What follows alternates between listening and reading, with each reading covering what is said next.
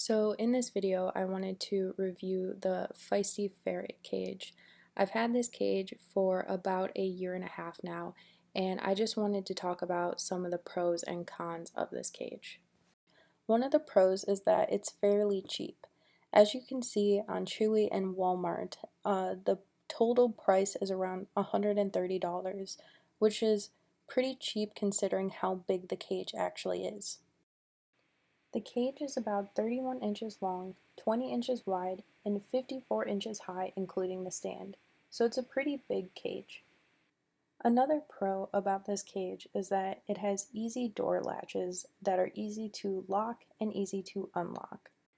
Another thing I really liked about this cage is that it has stackable levels. You can see here that I have two levels, and I actually took out the floor of the second level to give my chinchilla more room to jump and climb. Another thing I liked about this cage was that it was pretty easy to assemble. With me and another person, it took about 2 hours, but we did put one part on wrong and had to restart, so it probably would have took less time if that didn't happen.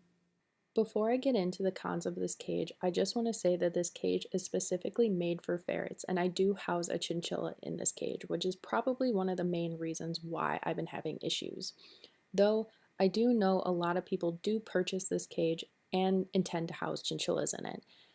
So if you intend to buy this cage and house a chinchilla in it, I suggest you keep watching because these are some of the issues that I had.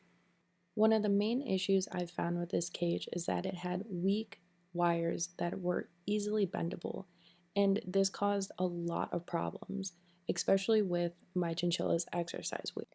I got my wheel from Etsy from a store called Pet Revolution. I honestly love the wheel and would recommend it. It's a very well-made wheel and it's completely silent and it's fairly cheap considering the prices of exercise wheels. But the problem I was having is that it's connected to one point on the cage, and combine that with weak wires, the wheel was actually snapping the wires in half. And I want to make it clear that it was not the wheel's fault. It was definitely the weak wires that were the problem. So what I did to fix this issue was that I bought a piece of wood and connected the wheel to the piece of wood, and I actually had to cut a piece of the wire off to fit the wheel to the piece of wood, and then I connected the piece of wood to the cage frame, and this fixed the problem. But since I had to cut part of the cage away to fit the wheel on the wood, I'm unable to move the wheel because my chinchilla can fit through that little tiny hole.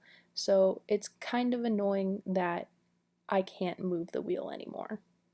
Another issue I found with this cage is that it came with a wired floor, and my chinchilla's feet would actually fall through, which caused a huge safety issue. The cage also came with a plastic pan that you put under the metal wires to catch any food or poop or whatever, and I thought about taking the plastic pan and putting it on top of the metal wires, but there wasn't an easy way for me to get it in and out of the cage to clean, so the only idea I could come up with at the time was to wrap the floor in chicken wire. This caused less gaps, so my chinchilla's feet don't fall through, and for the year and a half I've had this cage, she has had no injuries to her feet. Though I still think it causes a safety issue, and it's definitely not the best solution, and it is probably the main reason why I have decided to get another cage.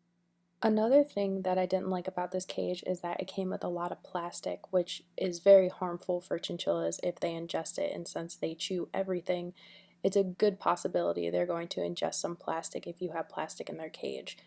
This cage came with two plastic platforms and two plastic ramps that I immediately took out. Overall, I don't think that this cage is a bad cage. I've had this cage for about a year and a half now, and it has served me well in that time, and I know that a lot of chinchilla owners have this cage and love this cage, but I just found a lot of issues with it, and I think that me trying to fix those issues actually made the cage worse, and I think the best thing right now for me personally is to get a new cage. The goal of this video wasn't to deter anyone from buying this cage. I just wanted to share my personal thoughts and opinions about this cage because I couldn't really find a lot of information online about this cage. So I hope that this review helped, and I plan on uploading a video when I get her moved into her new cage and what I like and what I don't like about that cage.